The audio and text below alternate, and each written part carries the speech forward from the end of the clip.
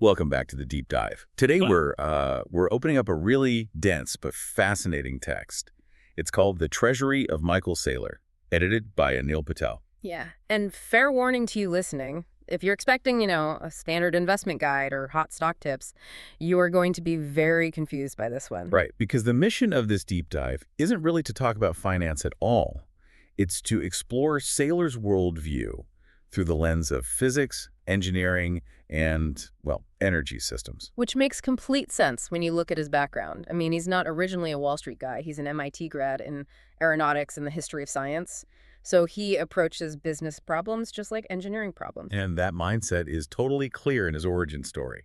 He's 24 years old, founding MicroStrategy, sitting in front of investors, and he straight up demands $250,000 in cash. Which is a pretty bold move on its own. But it was the logic that got me. He didn't beg them. He just told them, you have to give me the money because I have no money. It sounds ridiculous at first, but it's pure leverage. I mean, if he had his own capital, he wouldn't need them.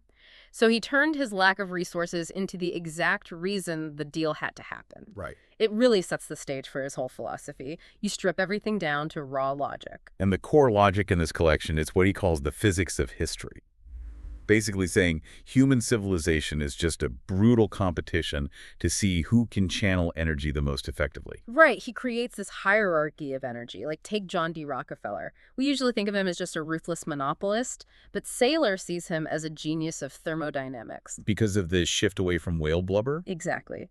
Before Rockefeller, the world relied on whale oil for light, which was scarce and terribly inefficient. Rockefeller commercialized crude oil. That was liquid energy 1,000 times more abundant. But his real innovation wasn't finding the oil, it was the standard part of Standard Oil. I love that detail.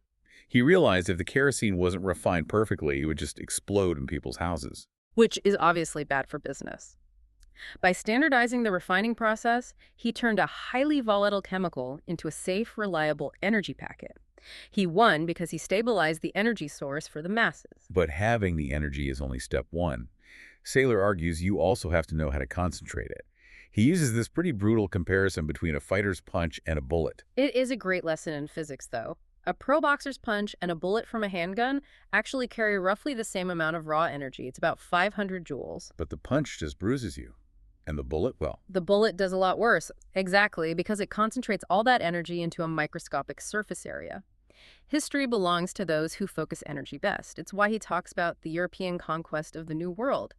It wasn't just culture or tactics, it was horsepower. the math there is staggering. 1 horse equals the power of 10 humans. So a mounted European soldier had a 10-to-1 energy advantage over a Native American foot soldier. It's not a fair fight. It's just an engineering mismatch. But scaling up that power creates new problems. This brings up his Santorini anecdote. Did you catch the part about the donkeys? The literal river of donkey excrement. It's a vivid image, but it explains perfectly why ancient landlocked cities couldn't scale. If you pack thousands of people and animals into a city, the waste, the entropy, becomes completely toxic. So the engineering solution was water. Right. Mediterranean civilizations thrived because a boat is essentially a clean energy network. It moves heavy loads without creating a biological hazard in your streets.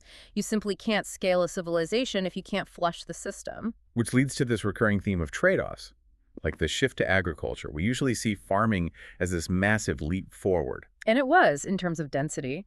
Agriculture let us support 10 times the population of hunter-gatherers, which gives you big armies. But the individual suffered. Saylor points to ancient Egypt, where the archaeological record shows they had terrible rotting teeth. Because they were running on starch and sugar instead of high-quality protein. Precisely. The civilization got a bigger battery, meaning the population, but the nutritional quality of the energy dropped significantly. So let's bring this to the present. Saylor ties all this engineering, thermodynamics, and biology right back to your wallet. Because he views money as economic energy. It's how you store the time and work you've already done. The problem is, our current storage technology is fundamentally flawed. The battery is leaking. That's the exact metaphor. Fiat currency, like dollars or euros, leaks energy through inflation. You work for 1,000 hours stored in cash, and 10 years later, that cash buys half as much. That is entropy in action. And this is why he doesn't treat Bitcoin as a stock investment. He treats it as a piece of monetary engineering. He sees it as an indestructible battery, a closed system that doesn't leak energy over time because the supply is strictly capped.